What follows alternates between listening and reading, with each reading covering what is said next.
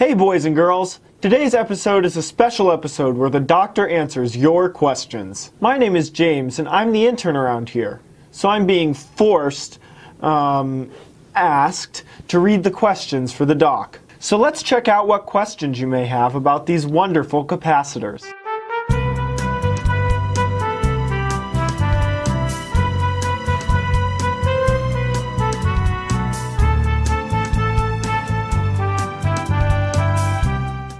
Welcome back.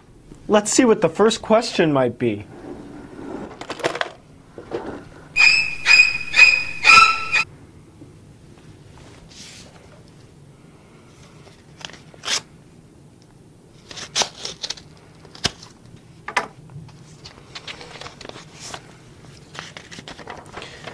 Dear Dr. Capacitor, I really like your show and would love to meet you sometime. The doctor loves to meet his fans. Trust me, he loves to meet his fans.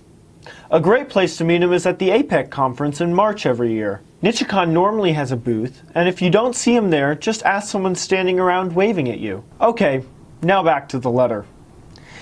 In episode 5, you explained what's in a capacitor, but not how they were made. Can you explain to me how the leads are attached to the foil? Thank you for reading the mail for me, James. That is a great question. Nichicon has two ways to connect the leads to the foil of our electrolytic capacitor. One is called stitching and the other is cold weld. I know what you're thinking. Stitching? Are they sewing them together like with a needle and thread? No. Stitching is a process where the leads are connected to the foil by piercing the lead and the foil at the same time. Kind of like a stapler. The lead tab is laid on the foil and a needle pokes through both the foil and the lead. The lead tab material is then folded back onto the foil. Stitching is used on our leaded and surface mount parts. Cold welds are used on our large can electrolytics, and connections are made by pressing the leads onto the surface of the foils. So James, what's next? Okay, the next one is on an email. Keep in mind, you can always send the doctor a question by emailing him at drcapacitor@nichicon-us.com. Hey Doc, this guy's name is Omar and he's from Omaha. That's kind of funny. Omar from Omaha, Omaha. James, what is his question? Oh, sorry. He's asking what electrolytes we use in our aluminum capacitors. Well, Omar from Omaha, that is a tricky question. You see, Nichicon's electrolyte mixes are very secret, and each type of capacitor has a different type of electrolyte mix. But what I can say is that all of the electrolyte combinations use one of two solvents. The first is normally used in our 85-degree parts.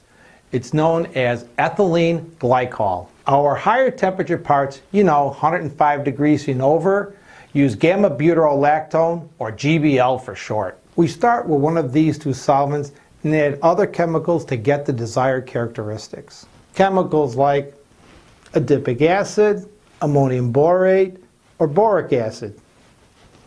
Aren't you impressed I can pronounce all those terms? I went to college to learn how to say them. Thanks, Doctor. That is quite interesting. Our next email is from Hans, and he is from Frankfurt. He says, my name is Hans, and I am from Frankfurt. My English is very good, because I'm from Frankfurt, Michigan. Oh, I understand. In episode 2, you define leakage current. Can you please explain this a little more? And why is it important in my circuit? Well, leakage current is important in some applications. Leakage current is mainly used in circuits where the switching needs to occur at very precise time intervals. The higher the leakage current, the longer the time interval. Here's a tip. Leakage is not a constant. It changes with time, applied voltage, and temperature. Basically, the leakage current will decrease the longer voltage is applied to the capacitor. Low leakage capacitors allow things like electronic cooking timers to operate accurately, meaning these little joules help the timers stay in time. Higher leakage parts will cause the time interval to stretch out, and the timer will run longer than it's supposed to run. Like burning your fries. Pretty cool, huh? So if the correct capacitor isn't used, my French fries get burned to a crisp? That's right, James. Well, I believe we have time for maybe one or two more questions. What's next? We have some more snail mail. I didn't know that was still a thing. Anyway, this person's mail says, "Hi, Dr. Capacitor. I love your show, and you're cute." Wait a second. She thinks the doctor is cute? Let me check that again. "Hey, Dr. Capacitor. You are cute." Well, there's no accounting for some people's taste. Her question is, how is the G rating determined in vibration testing? G. What a great question. Sorry, I couldn't resist that. James, that was terrible. Maybe you better let me do the jokes from now on. The G in the vibration spec actually refers to the acceleration that causes weight. Some electronic modules will experience high vibration, or may be placed where vibration is very high. Transportation applications are a great example. If the part is not designed to withstand these conditions, it might get bounced off the PC board. That's not a good thing. 5 Gs means the acceleration in the part would give the perception the capacitor is 5 times heavier than it actually is. Nichicon now has a leaded part series that can withstand 40 Gs of vibration. The UXY series.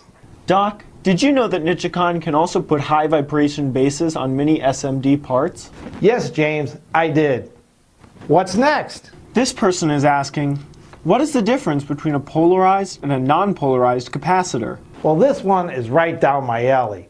You see, I live on a one-way street, and that is kind of like the way a polarized capacitor works. Polarized capacitors are made with foils that allow current to flow in only one direction, like a one-way street. Non-polar or bipolar capacitors allow the current to flow easily no matter which way they are put on the PC board.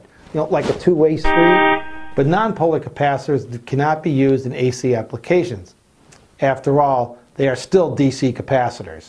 The great thing about non-polar or bipolar caps is that they can be placed either way in the circuit and they still work perfectly. Most of the aluminum electrolytics that Nichicon sells are polarized, but we do have a few series that are non-polar. What's next, James? Well, it looks like we're getting to the bottom of the mailbag. Just one more. This one doesn't have a name or a place. Oh well.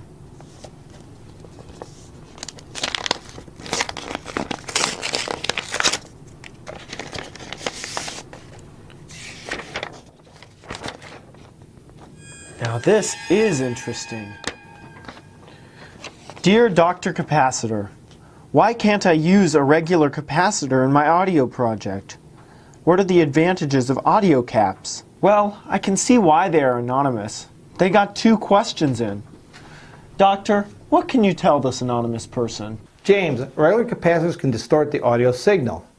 Nichicon's line of audio capacitors has been developed with materials that do not distort the audio signal when passing through them. For example, standard parts have lead wires with steel cores. Audio capacitors do not contain steel in their wires. This helps give a more pure sound. Do you have to use audio capacitors in your audio devices? We who like outstanding audio say, oh yeah.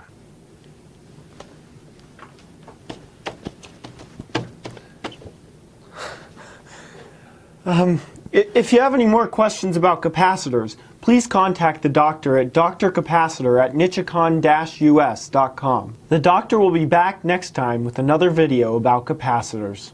Until then, remember the name, Dr. Capacitor.